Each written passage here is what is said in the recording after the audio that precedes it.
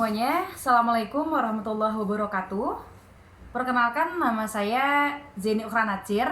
Saya adalah mahasiswa semester 4 Program Studi Kesejahteraan Sosial Fakultas Bisnis dan Sosial Universitas Binaman dengan NIM 0819111006. Baik, teman-teman, di dalam video ini saya akan mempraktikkan salah satu contoh teknik di dalam modifikasi tingkah laku bagi pekerjaan sosial. Nah, dengan rekan saya yaitu Sela yang akan saya jadikan sebagai objek ataupun klien di dalam berpraktik nanti. Nah, sebelum itu saya akan menjelaskan sedikit pengertian tentang modifikasi tingkah laku. Oke, modifikasi tingkah laku ialah teknik mengubah perilaku, seperti mengubah perilaku dan reaksi seseorang terhadap suatu stimulus melalui penguatan perilaku adaptif, atau juga bisa dengan menghilangkan perilaku maladaptif atau perilaku yang tidak sesuai dengan norma melalui hukuman yang diberikan. Nah, di dalam video ini saya akan mengambil salah satu teknik modifikasi yaitu reinforcement positif, di mana teknik ini adalah teknik dalam pembentukan tingkah laku individu dari teori counseling behavioral. Nah, penguatan positif ini merupakan pembentukan suatu pola tingkah laku dengan memberikan penguatan secara langsung ketika perilaku yang diharapkan itu telah dilaksanakan. Oke, kita langsung saja mempraktikannya.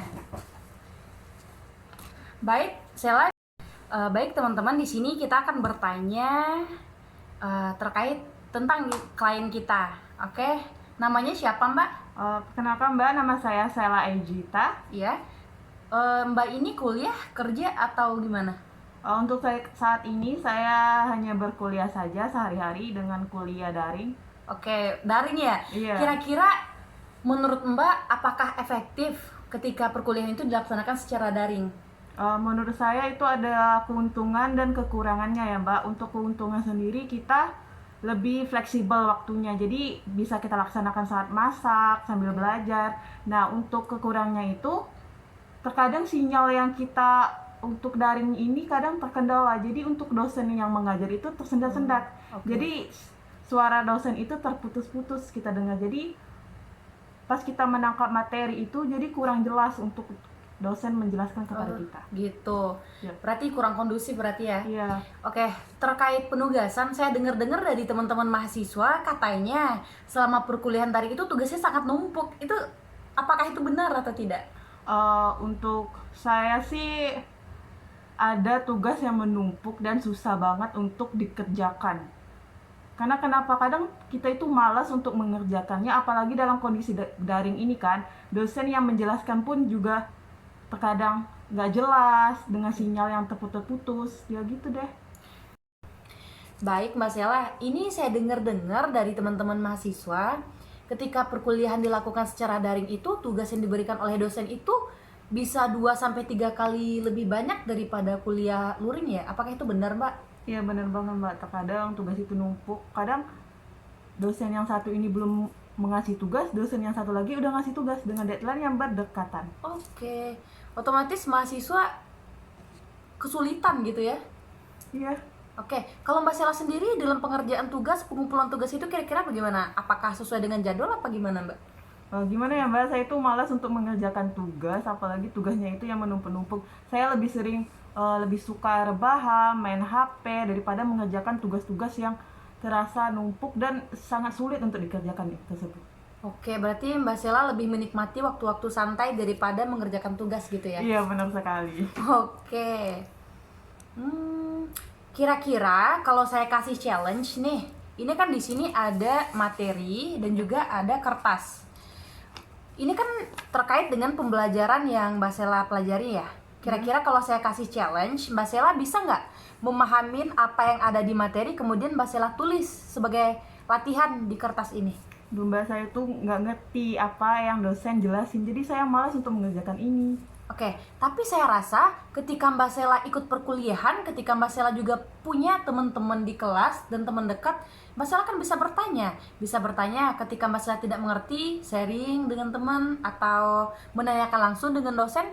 Gimana Mbak? Mau nggak? Kadang saya males ya.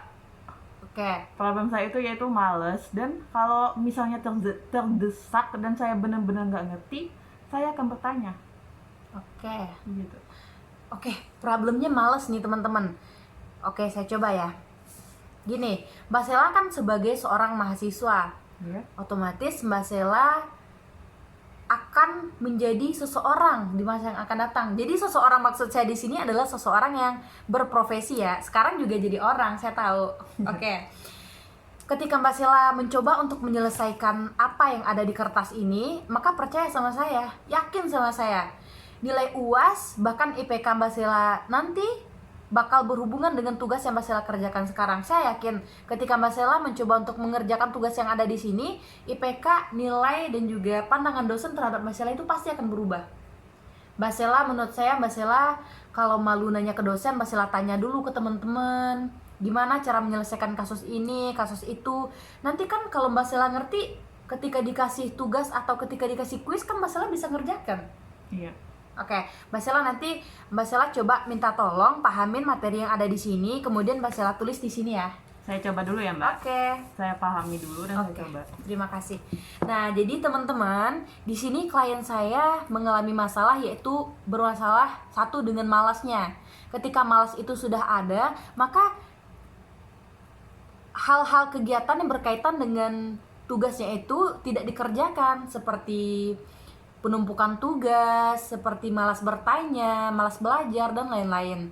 Nah, di sini saya coba untuk menguatkan, saya coba untuk memberikan pemahaman kepada klien saya ketika dia mengerjakan tugas itu apa yang akan terjadi, dan ketika dia tidak mengerjakan tugas itu juga apa yang terjadi gitu. Oke, gimana Mas Sela kira-kira? Oh, ini Mbak udah nih. Nah, gitu teman-teman. Ketika kita mencoba untuk menguatkan seseorang, ketika kita mencoba untuk memberi motivasi, memberi dorongan kepada seseorang, maka dia itu mindsetnya, pola pikirnya akan berubah dan mencoba membuktikan apa yang benar-benar kita ucapkan gitu. Kita menyarankan untuk melakukan hal-hal positif supaya dia itu terdorong untuk lebih meningkatkan skillsnya. Baik, di sini klien saya sudah menyelesaikan tugasnya dan juga sudah sesuai dengan materi yang ada di sini. Oke? Karena teknik ini berkaitan dengan positive reinforcement, saya akan memberikan hadiah kepada Mas Sela.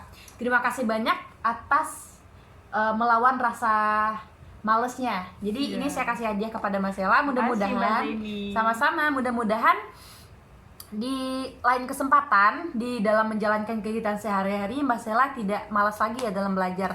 Karena seperti yang saya sampaikan tadi, ketika kita mencoba untuk menyelesaikan tugas, ketika kita berusaha, maka percaya di situ ada jalan dan pasti nantinya akan memberikan nilai yang positif. Yep. Baik. Begitulah teman-teman kira-kira gambaran terkait teknik reinforcement positif yang ada di teknik modifikasi tingkah laku. Terima kasih telah menonton. Jika ada saran, jika ada komentar, silahkan diberikan. Terima kasih. Assalamualaikum warahmatullahi wabarakatuh. Tolong, Bet.